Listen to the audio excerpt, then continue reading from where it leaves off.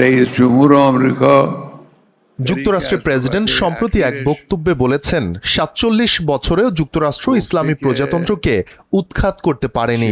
তিনি নিজের জনগণের কাছেই আক্ষেপ করে বলেছেন ৪৭ বছরেও যুক্তরাষ্ট্র ইসলামী প্রজাতন্ত্রকে সরাতে পারেনি। আমি বলবো এটি গুরুত্বপূর্ণ এক স্বীকারোক্তি, আর এটাও বলবো আপনারা ভবিষ্যতেও তা পারবেন না। که آمریکا نتوانسته جمهوری اسلامی رو از بین ببره. این اعتراف خوبی است.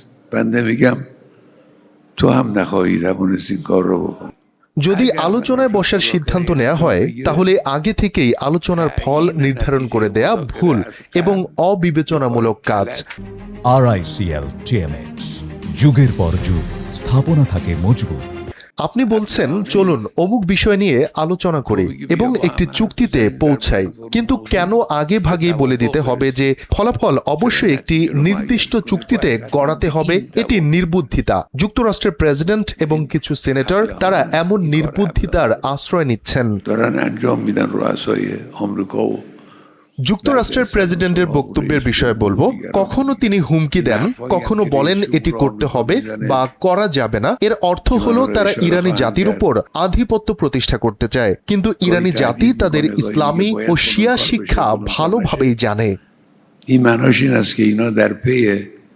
যাদের আমরা শহীদদের কাতারে অন্তর্ভুক্ত করি সেই পরিসর বিস্তৃত, তবে অস্থিরতা সৃষ্টিকারীরা, উস্কানিদাতারা এবং যারা শত্রুদের কাছ থেকে অর্থ ও অস্ত্র নিয়েছে তারা এর বাইরে। তাদের ছাড়া নিরাপত্তা রক্ষাকারী নিরপেক্ষ উপস্থিত ব্যক্তি, এমনকি যারা উত্তেজিতদের সঙ্গে কয়েক পা হেঁটেছিল, তারাও আমাদের সন্তান। আমরা তাদের জন্য রহমত কামনা করি, তাদের জন্য ক্ষমা প্রার্থনা করি। তারা ভুল করেছে, আল্লাহ মহান, আল্লাহ তাদের ক্ষমা করবেন ইনশাআল্লাহ।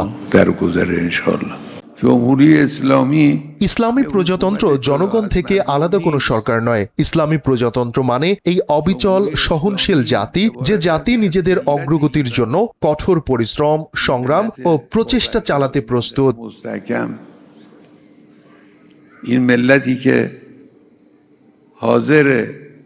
برای پیشرفت خودش زحمت بکشه، کار کنه، تلاش کنه.